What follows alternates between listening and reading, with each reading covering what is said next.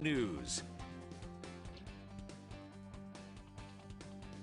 At this place in history, we're back on Mine Road in South Strafford with Steve Perkins, the executive director of the Vermont Historical Society. And Steve, we've come here before to learn about the history of the former Elizabeth mine, which we're very close to, but a different aspect of that site in this area is what brings us here this week. Well, yeah, Mike, as we learned in our previous segment that there were lots and lots of tailings and ore remnants that were pulled out of this mine.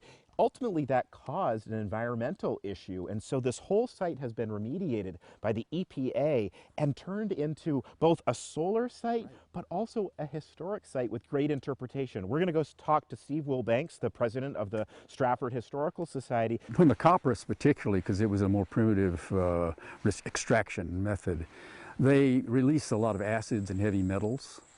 And so it was this acid mine and drainage, and because you had piled up these tailings in various places, and they were quite high, they were full of water as well as this acid mine drainage, and it had to go somewhere. So it would ooze out, and following this valley down to the Pompanesett River. You've told us you were on the select board during and throughout the remediation process, and a very lengthy one at that. So how did that look? What did it entail? It became a Superfund site officially, I guess, in 2002. Some points it says 2001, but there was quite a bit of study beforehand. There turned out to be a certain amount of opposition. There were referendums at town meeting about whether to continue with it or not. And the price tag kept getting more because they discovered it was much more complicated than they had originally thought. Because of the opposition, it enabled the EPA to get further funds to do more analysis of what was going on when they've been challenged on some of their planning. And that actually made for a much better project because they were able to use funds they would not otherwise be able to access. The Superfund remediation effort only officially concluded very recently. I think it was only within the last year or so. Well, that's right. About a year ago is when they decided that they had finished. They were still a few little projects that they were working on probably until this spring.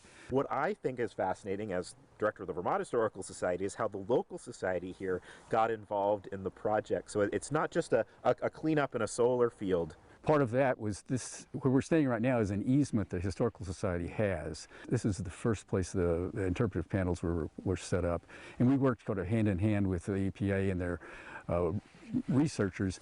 So when they needed information, we provided it. They provided us with a lot of things that we would have gotten otherwise. He would like to someday have a museum in that change house. It's the one building that's still standing over there. Should anyone come to this wonderful overlook point and like what they see here on the interpretive signage and want to learn more about what happened here at the Elizabeth mine and what has continued to happen in very, very recent times, how can they learn it? Well, at the present, probably the best way beyond what you see here would be to look at our website at straffordvthistory.org. A copper mine that closed in 1958 is now cleaned up at this place in history.